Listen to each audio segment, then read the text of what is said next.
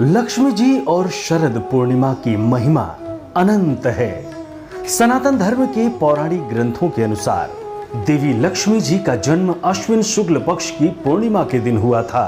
अश्विन शुक्ल पक्ष की पूर्णिमा को ही शरद पूर्णिमा कहते हैं। इसे कोजागरी पूर्णिमा भी कहते हैं। पौराणिक मान्यता के अनुसार शरद पूर्णिमा की चांदनी रात में देवी लक्ष्मी भगवान विष्णु के साथ गरुड़ जी पर सवार होकर रात्रि में विचरण करती हैं। जो भक्त देवी लक्ष्मी जी भगवान विष्णु के साथ गरुड़ जी पर सवार उनके इस स्वरूप की पूजा करेंगे, उन भक्तों पर देवी लक्ष्मी की कृपा बनी रहती है।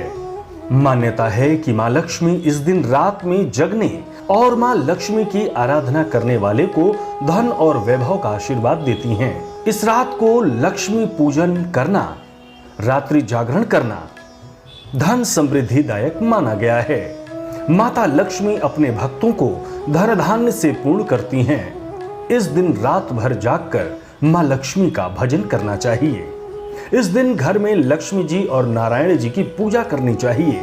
संध्या के समय खीर बनाकर चंद्रदेव के सामने छत पर रात भर खीर को रख देना चाहिए, क्योंकि ऐसी मान्यता है कि रात में उस खीर में अमृत बरसता है।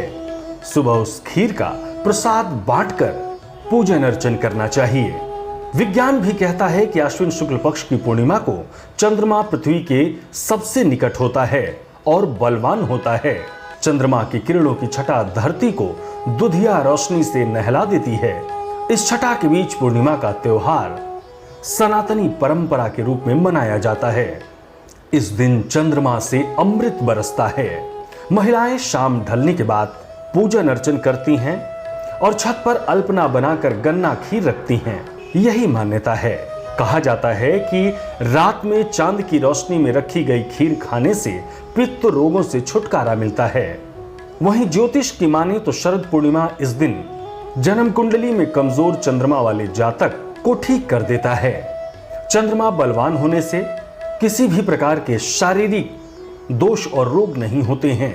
प्राचीन काल में तो शरद पूर्णिमा की रात में रात्रि जागरण करके लक्ष्मी जी से धन पाने के लिए कौड़ियां तक खेली जाती थी।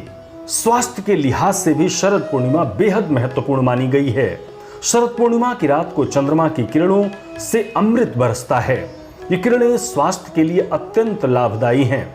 इस रात्रि में 3-4 घंटे तक बदन पर चंद्रमा की किरणों को अच्छी तरह पड़ने दें।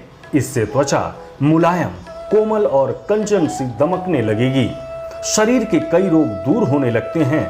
स्मरण शक्ति में वृद्धि होती है। बाल असमय सफेद नहीं होते हैं। शरद पूर्णिमा की ही ये वो पवित्र रात्रि है जब भगवान श्री कृष्ण ने ब्रजमंडल में महारास की रचना की थी।